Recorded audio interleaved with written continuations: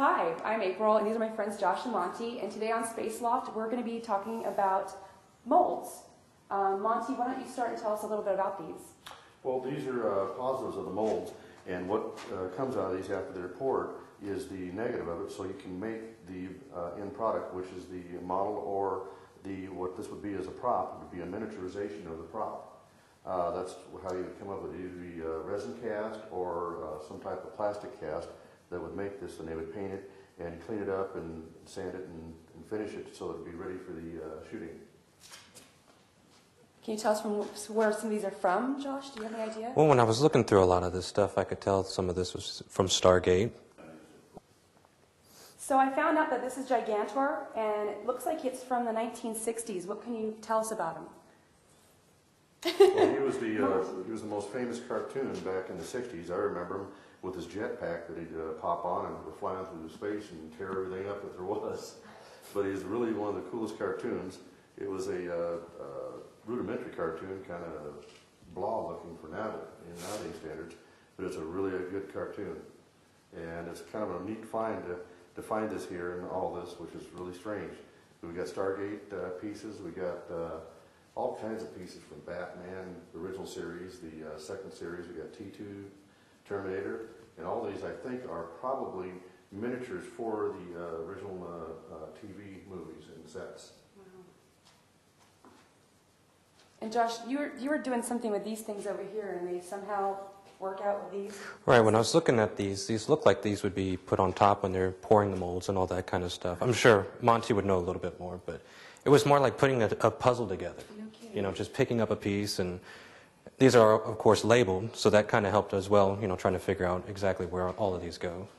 Like right here we have Venom, you know, who's a popular Spider-Man villain, probably one of my favorite.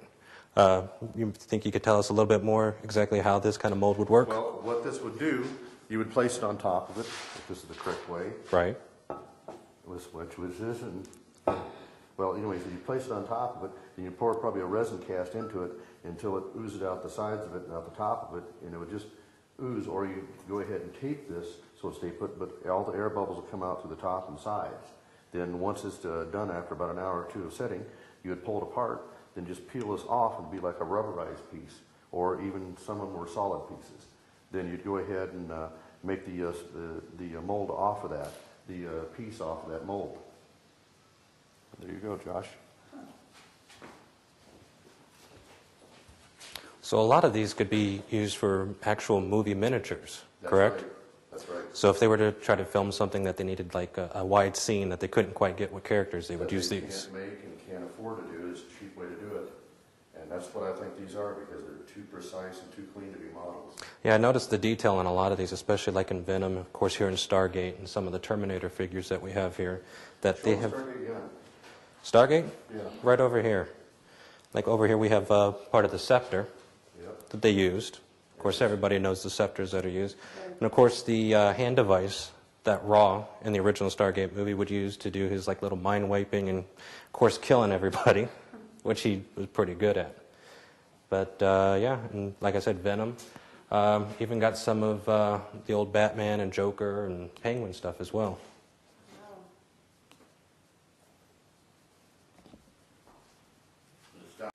So Josh, where did all these molds come from? We actually acquired these from a loft sale in the art district in Los Angeles. Really? Very cool. Monty, is there anything more you can tell us about some of these molds? We're finding out that these are, some of them are toys, look like they're set up for being kids' toys. And this right here is Spider-Man. I think it's the late one. I'm not sure, but there's, you know, Spider-Man goes way, way back in the 50s. And that's about the most I can tell on these, but we're researching more, and we're going to find out more on the net about these fairly quickly, and we'll let you know when it happens.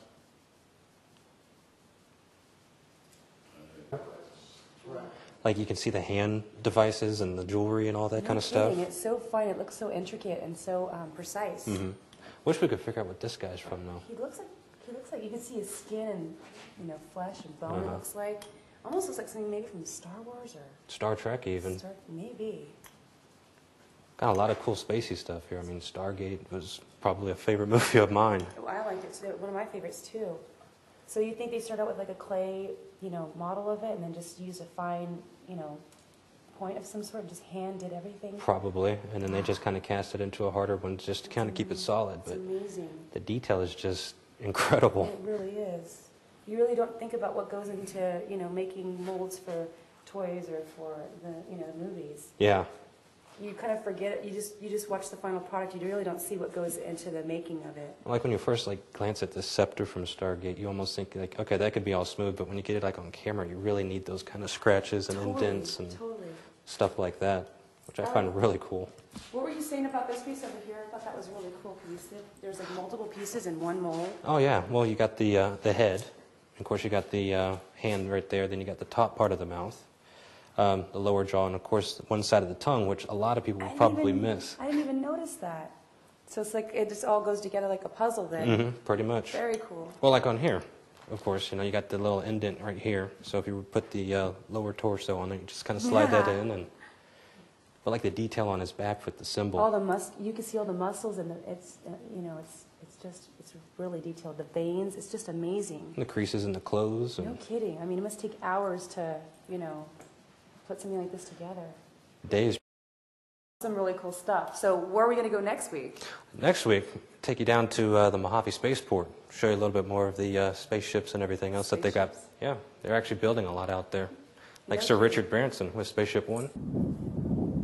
Next time on Space Loft, we'll be right over there at the Mojave Air and Spaceport. We'll see you then.